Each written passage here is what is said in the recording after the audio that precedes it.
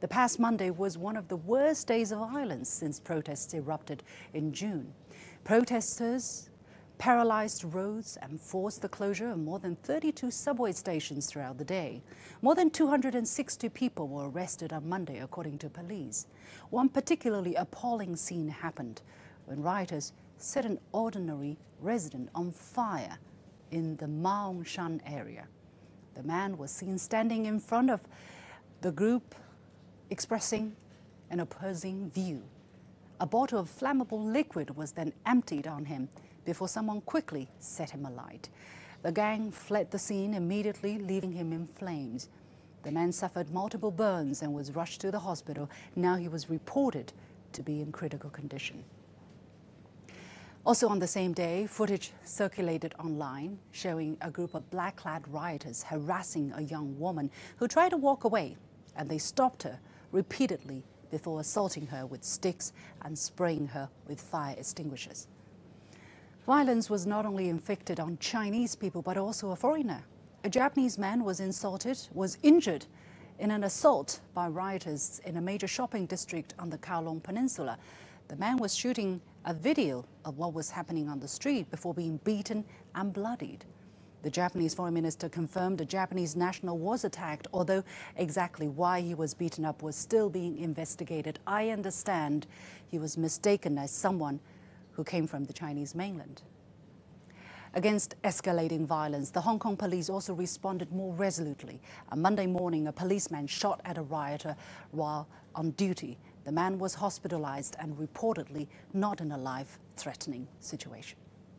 So yet another dark day in 5 months of unrest.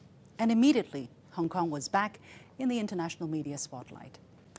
To me, the most astonishing thing was how young and supposedly righteous youth could set an unarmed fellow human being on fire. However, mainstream international media focused almost exclusively on the police shooting. Some did mention the burning, but in such a matter-of-fact way, as if it was just another machine being set ablaze. For instance, The Guardian published an article on Monday, the day when the incident happened.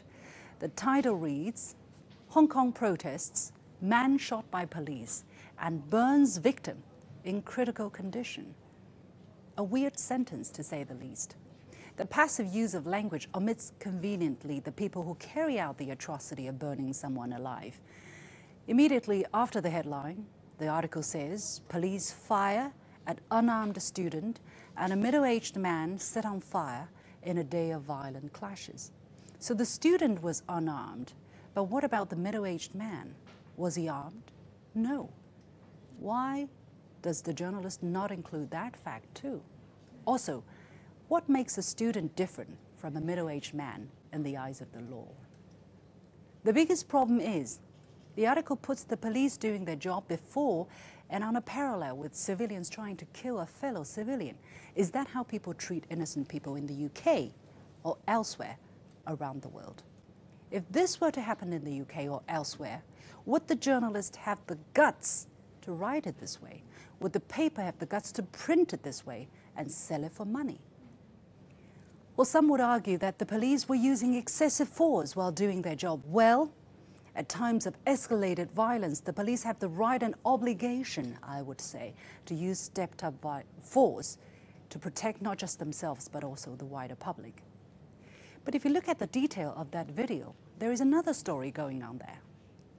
From the original unedited video, you can see the policeman pointing the gun at the black-clad man while trying to subdue another rioter, but the man continues to approach him, even attempting to snap the gun from the policeman. That's when the shot was fired.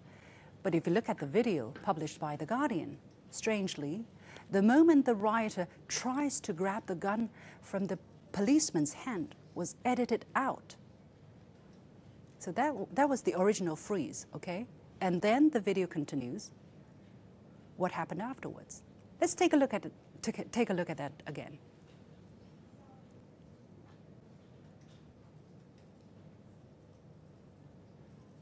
So there the video stops. You don't see the action that the protester, the rioter, was trying to grab the gun from the policeman's hand before the policeman shot him. Why edit out such a critical moment? that is vital to understanding the events which unfolded.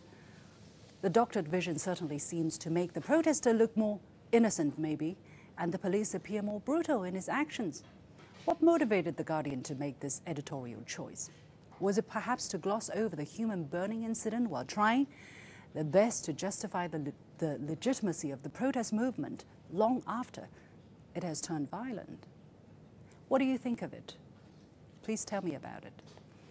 Now, my second case in point is the CNN coverage on that day. I was watching some of the CNN coverage of the Hong Kong protest. It was evident that police brutality was dominating the headlines, not the rioters setting an innocent man on fire. And I decided to look a little deeper into the coverage, and it seems this wasn't just my imagination. CNN published a total of 8 stories about Hong Kong on Monday, the 11th of November. 2 of the stories refer to the man set on fire, while 6 of these stories detail the 21-year-old student being shot. Is the former not as cruel, not as callous as the latter?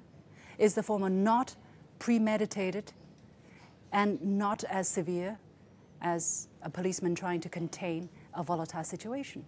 At the very least, isn't equal balanced coverage of both sides of the incident, of the protest, the right way to tell the Hong Kong story?